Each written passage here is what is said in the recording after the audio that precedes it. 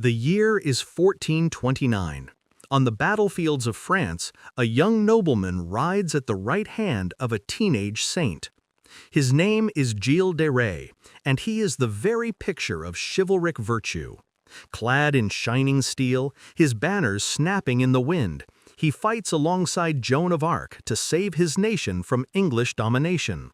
He is a Marshal of France, one of the wealthiest and most powerful men in the kingdom, celebrated for his courage at the siege of Orleans and the coronation of his king. He is a national hero, a protector of the innocent, a champion of God. But behind the polished armor and the noble pedigree, a different man was waiting to emerge. A man who would trade the battlefields of France for the blood-soaked dungeons of his own castles. A monster who would become one of the most prolific and sadistic serial killers in human history. The champion of God would become a practitioner of the blackest arts, kidnapping, torturing, and murdering an estimated 140 children in grotesque rituals meant to summon demons and gain forbidden knowledge. The protector of the innocent would become their most feared predator. How does this happen? How does a man who touched divinity, who fought beside a living saint for the soul of a nation, descend into a personal hell of such unimaginable depravity? What could possibly transform a celebrated war hero into a child-sacrificing demonologist? This isn't just a story of a man's fall from grace, it's a story of complete moral inversion, a journey from the sacred to the profane. It's a story so dark that it echoed through the centuries, becoming the terrifying real-life inspiration for the fairy tale of Bluebeard, the monstrous nobleman who murders his wives and hides their bodies in a secret chamber. To find the answers, we must follow Gilles de Rais from his glorious rise to his horrific, blood-drenched fall. This is the story of the man who saved France, only to become its most unspeakable monster. To understand the monster, you must first understand the man. And the man, Gilles de Rais, was born into a world of almost unimaginable privilege. Around the year 1404, he entered a life of velvet and steel, the scion of two of the most powerful and wealthy noble houses in Brittany, the de Rais and the de Cron. He was handsome, intelligent, and destined for greatness. He was tutored in Latin, in chivalric literature, and, most importantly, in the brutal art of war. From birth, he was being forged into the perfect knight, a paragon of French nobility. But this gilded childhood was shattered when he was just 11 years old. Both of his parents died, leaving the young Gilles an orphan and one of the wealthiest bachelors in all of France. He became the ward of his maternal grandfather, Jean de Cron, a man whose ambition was matched only by his avarice. De Cron saw in his grandson not a boy to be nurtured, but an asset to be leveraged. He became Gilles' tutor in the dark arts of power politics, teaching him that for men of their status, laws were obstacles to be overcome, not rules to obey. This lesson was seared into Gilles' soul when his grandfather arranged his marriage. The target was Catherine de Thars, a vast heiress. When her family resisted the match, de Cron and the teenage Gilles simply kidnapped her, holding her captive until her guardians relented. It was a brazen act of violence and coercion, a crime shrouded in politics that showed the young lord a fundamental truth of his world. If you have enough power and wealth, you can take whatever and whomever you want. With his fortune secured and his moral compass already shattered, Gilles turned his attention to the only sphere where a man of his standing could truly prove his worth, the battlefield. He threw himself into the bloody chaos of the 100 Years' War, a seemingly endless conflict that had torn France apart for generations. And he was magnificent at it. Gilles wasn't just a nobleman playing at being a soldier, he was a natural. He was ferociously brave, a gifted tactician, and a charismatic leader of men. He poured his immense personal fortune into funding his own retinue of soldiers, earning a reputation as a commander who was both brilliant and utterly fearless. And it was there, amidst the clash of steel and the prayers of a desperate nation, that he met the figure who would elevate him from a mere war hero to a living legend. A teenage peasant girl from a forgotten village who claimed to speak with God. Joan of Arc. The cynical French court was skeptical, but Gilles was one of the first to believe. He saw something in her, a divine fire, or perhaps a political opportunity, and he pledged himself to her cause. He became her champion, her shadow in steel, the veteran warrior appointed to protect the virgin visionary. Together, they were unstoppable. At the legendary siege of Orléans, Gilles fought at Joan's side, a key commander in the miraculous victory that turned the tide of the entire war.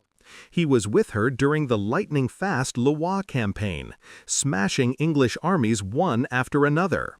He rode beside her on the triumphant march to Reims, the sacred city where French kings were crowned. And there, in the cathedral, as Charles VII was anointed king, Gilles de Rais was given the highest honor in the kingdom. At just 25 years old, he was made a Marshal of France. He had reached the absolute summit. He was a national hero, the saint's protector, a living legend draped in gold and glory, second only to the king himself. He had everything a man could ever desire: wealth beyond measure, a reputation for courage, and the adoration of a grateful nation. But the higher a man climbs, the more terrible the fall, and Gilles de Rais was about to plummet into a hell of his own making, an abyss so deep and so vile it would swallow hundreds of innocent souls along with his own. The war was over. Joan was dead, a martyr burned at the stake.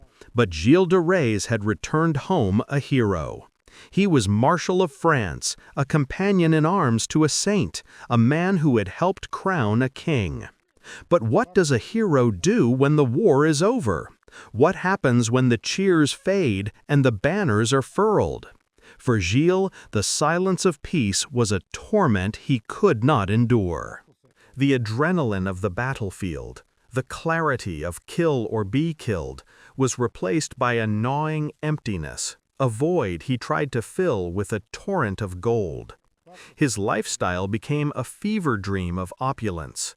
His ancestral castles, like Tiffauges and Machecoul, were transformed into permanent festivals. He maintained a personal retinue that swelled to the size of a small army, with hundreds of knights, squires, and servants, all clad in the finest livery. His private chapel was a spectacle in itself, complete with a dean, vicars, and a choir of boys whose angelic voices echoed through the stone halls. But these were no humble servants of God. Gilles dressed his choir in robes of scarlet, ermine, and fur, costing a fortune that could have funded a military campaign. He wasn't just worshiping God, he was trying to outspend him. This hunger for spectacle reached its insane zenith in 1435 with the production of a play, Le Mystère du Siège d'Orléans. It was a theatrical production of staggering scale and absurdity. A play written, funded, and essentially starring himself, reenacting his own moments of glory alongside Joan of Arc. He toured the production across his domains, forcing his own impoverished tenants to attend for free, while he personally footed the bill for their food, lodging, and drink. It was a monument to his ego, a spectacle of leather, steel, and stagecraft that ran for weeks, bankrupting him further with every performance. He was no longer fighting for France. He was fighting to keep the memory of his own greatness alive, no matter the cost. And the cost was ruinous. This torrent of spending was a hemorrhage he couldn't stop. To fund his insatiable appetites, Gilles began selling his inheritance. Castles, forests, entire baronies. Ancestral lands held by his family for generations were sold off, one by one to the highest bidder, often for a fraction of their true worth. His family, led by his cousin Guy de Laval, was horrified. They saw the patrimony of their lineage dissolving like sand through Gilles' fingers. They petitioned the king himself, begging him to intervene. Finally, King Charles VII, the very man Gilles had helped crown, issued a royal decree forbidding anyone from purchasing land from the Marshal of France. He was legally declared a prodigal, incapable of managing his own affairs. But the decree only dammed the river, it didn't stop the flood. Blocked from selling his lands, his desperation turned inward, toward darker, more forbidden paths. If he could no longer sell his inheritance for gold, perhaps he could create gold itself. He began to seek out alchemists, astrologers, and sorcerers, men who whispered of ancient secrets and powers that could bend reality to a nobleman's will. He was searching for a magical solution to a mundane problem, a shortcut through the ruin he had built with his own hands. And in that search, he would unlock doors that could never be closed again, inviting horrors into his home that were far more real than any pyrotechnic dragon on a stage. His lust for gold was about to be replaced by a lust for something else entirely. By 1435, the hero of France was a ghost haunting the halls of his own empty castles. Gilles de Rais was bleeding gold. His fortune, once a vast ocean capable of funding armies and dazzling royalty, was now a drying puddle in a cracked desert of debt. He had sold off ancestral lands, priceless tapestries, and jeweled relics, all to fund a lifestyle that was a memory before the ink was dry on the deeds of sale. The glory of the battlefield was a distant echo, replaced by the humiliating whispers of creditors and the cold, calculating stares of his own family, who had legally barred him from selling any more property. For a man defined by power and prestige, this was a death sentence delivered on parchment. Into this suffocating desperation, a new kind of hope slithered in. A dark, glittering promise whispered in the alchemical laboratories and occult circles of Europe. Alchemy. To the modern mind, it's pseudoscience, the foolish dream of turning lead into gold. But in the 15th century, it was the cutting edge of forbidden knowledge, a secret key that could unlock the universe's treasury. Gilles, a man of immense ego and dwindling options, seized upon it. He poured what little money he had into crucibles, alembics, and arcane texts, hiring a string of alchemists who promised him the philosopher's stone. But lead remained lead. The furnaces burned through his silver, and his coffers remained empty. The experiments were failures, each one another nail in the coffin of his financial ruin. But failure only made him more desperate. If the science of man couldn't restore his fortune, perhaps the power of something older and darker could. This is when the real poison entered his life, a man named Francesco Prelati. Prelati was an Italian cleric, a wanderer who claimed to have studied the black arts in the ancient libraries of Florence. He was charismatic, intelligent, and possessed an almost supernatural ability to read the desires of a broken man. He arrived at Gilles' castle of Tiffauges not as a common charlatan, but as a master of ceremonies for damnation itself. He listened to Gilles' woes not with pity, but with a conspiratorial understanding. He didn't just speak of science, he whispered of power.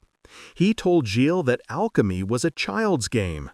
To command the elements, to create gold from nothing, one did not merely ask the universe, one had to command its demonic masters.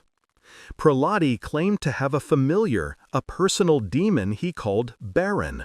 He promised Gilles that through the correct rituals they could summon this entity and bend it to their will. Baron, prelate he swore, held the keys to all earthly treasure. He could reveal the locations of buried Roman gold, transmute worthless metals, and restore Gilles de Rais to a level of wealth that would make his former glory look like poverty. All it required was a pact, a simple transaction. The air in the stone cellars of Tiffauges grew thick with the smell of sulfur, animal blood, and forbidden herbs. Guided by Prelati, Gilles descended from a fallen war hero into a desperate occultist. They drew complex circles on the stone floors with chalk and salt.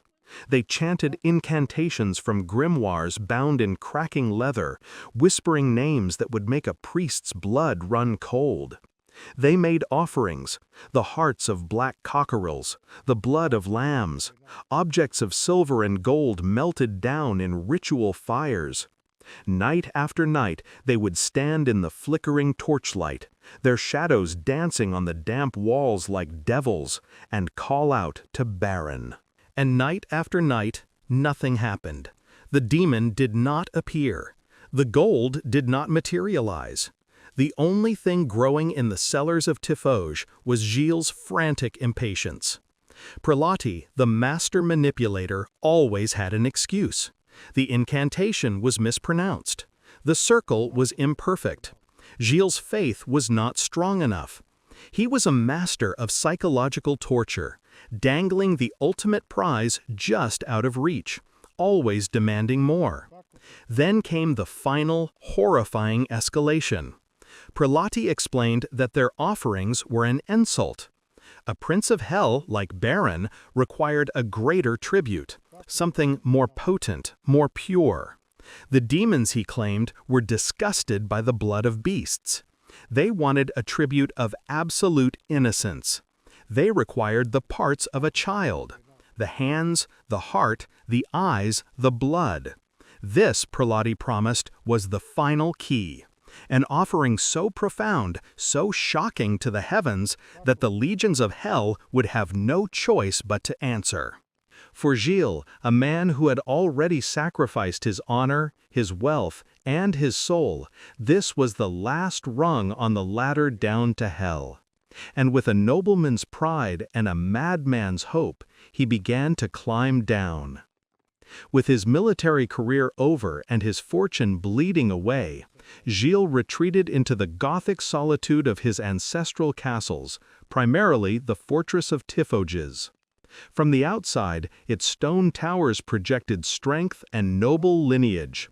But within its walls, a new kind of war was about to be waged, not against the English, but against innocence itself. A sickness began to fester in the castle's heart, a darkness that would consume hundreds of lives and birth a legend of pure evil.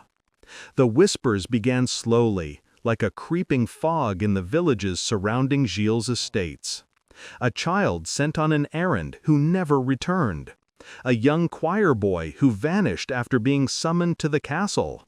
A beggar's son, last seen speaking to one of the Baron's men-at-arms. At first, they were dismissed as runaways or accidents, the unfortunate but common tragedies of medieval life. But the disappearances continued, accumulating with a horrifying regularity. Soon, a pattern emerged. The victims were almost always children, usually boys, between the ages of 8 and 16. They were often beautiful, with fair hair and bright eyes. And they were always poor, the sons and daughters of peasants, whose lives were considered expendable and whose disappearances would attract little official notice. Gilles did not act alone. He surrounded himself with a coterie of loyal, depraved servants, who became the instruments of his monstrosity. His cousins, Gilles de Sillé and Roger de Briqueville, acted as his procurers.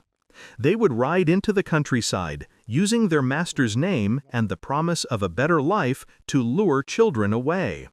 To a starving family, the offer of a page's position in a baron's household was a dream come true. They would hand over their sons willingly, never suspecting they were consigning them to a fate worse than any nightmare. His personal valet, a man named Poitou, and a defrocked priest named Eustache Blanchet became his direct accomplices in the chambers of death. But the most sinister figure in this court of horrors was an Italian alchemist and sorcerer named Francesco Prelati. Prelati promised Gilles the one thing he now craved more than anything: wealth. He claimed he could summon a demon named Baron who would reveal the secrets of alchemy and restore Gilles' fortune in exchange for offerings. But the offerings Baron demanded were not gold or incense. They were the blood, the organs, and the souls of innocent children. The process became a brutally efficient assembly line of death. A child would be brought to the castle, often to foes, and for a few days might be treated with a strange, unsettling kindness. He would arrange the severed heads in rows, comparing them to see which was the most beautiful in its final agony. He would kiss the lifeless faces of his victims, praising their beauty even as their bodies grew cold. This was not war, as Gilles had once known it. This was something else entirely. It was a private religion of pain, a sacrament of evil performed in the soundproofed chapels of his castles. Prelati would conduct his black masses nearby, using the body parts of the freshly murdered children as offerings to his demonic master. He would chant incantations over their still warm organs, begging the forces of hell to replenish the Baron's coffers. But the demon Baron never appeared, and the gold never materialized. The only thing they managed to produce was a mountain of corpses. The disposal of the bodies became a logistical problem. Some were burned to ash in the castle's massive fireplaces, the smoke carrying the remains of lost children out over the French countryside. Others were dismembered and hidden in chests, buried in the castle's cellars, or thrown into the latrine pits and the deep moat surrounding Tafage. The castle became a charnel house, its very stones saturated with the memory of slaughter. For 8 years, this reign of terror continued unabated. The number of victims is impossible to confirm, but Gilles' own confession placed the number between 140 and 200, though some estimates run as high as 600. He had created his own private Holocaust, a systematic extermination of the local youth. The local peasants lived in a state of perpetual fear. The handsome, wealthy war hero had become their boogeyman, the monster in the castle on the hill. Mothers would use his name to frighten children into obedience. Stay close to home, or the Baron de Rais will take you. It was a threat that was all too real. For years, the whispers had followed Gilles de Rais like a shroud. Rumors of missing children, of strange lights flickering in the windows of his remote castles, of terrible screams swallowed by the night. But Gilles was a marshal of France, a war hero, a man shielded by his wealth and lineage. No one dared to act.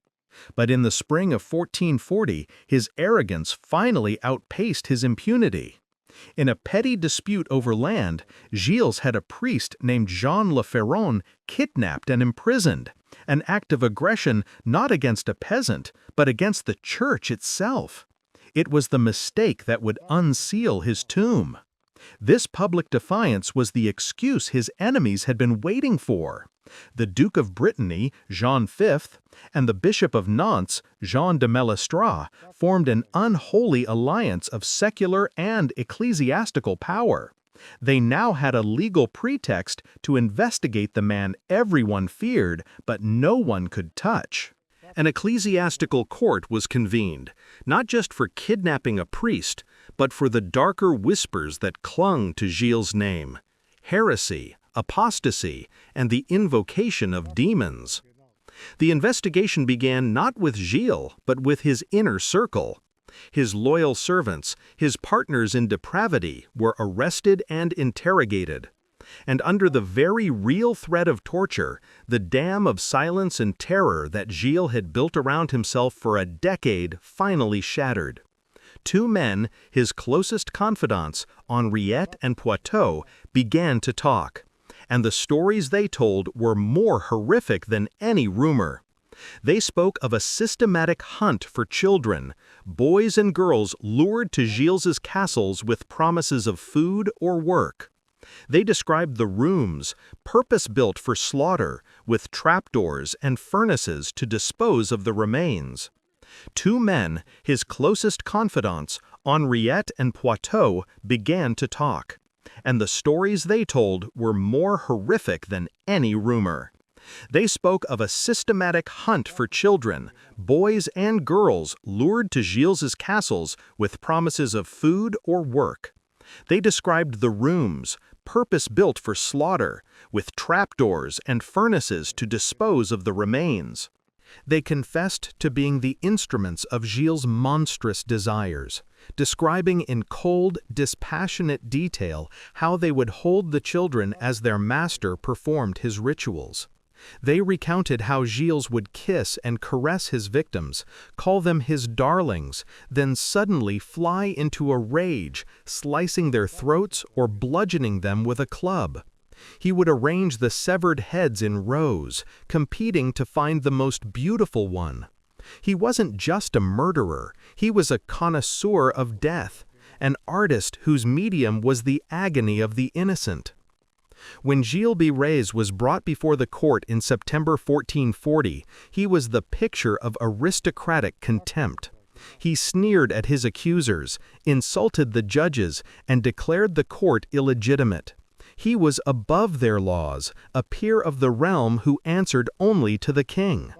For weeks he maintained this defiant charade, listening as witness after witness, the parents of the lost children, gave heartbreaking testimony.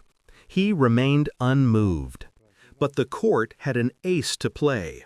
They had the detailed, corroborated confessions of his accomplices. And they had the ultimate tool of medieval justice, the rack. Faced with the official sentence of excommunication and the imminent prospect of being handed over to the secular arm for torture, the hero of France finally broke. What happened next was not a simple confession. It was a theatrical spectacle of horror and piety. The arrogant nobleman vanished, replaced by a weeping, prostrate sinner. In a flood of words, Gilles confessed to everything and more. He admitted to the murder of over 140 children, though he said the true number was so high he could no longer count it.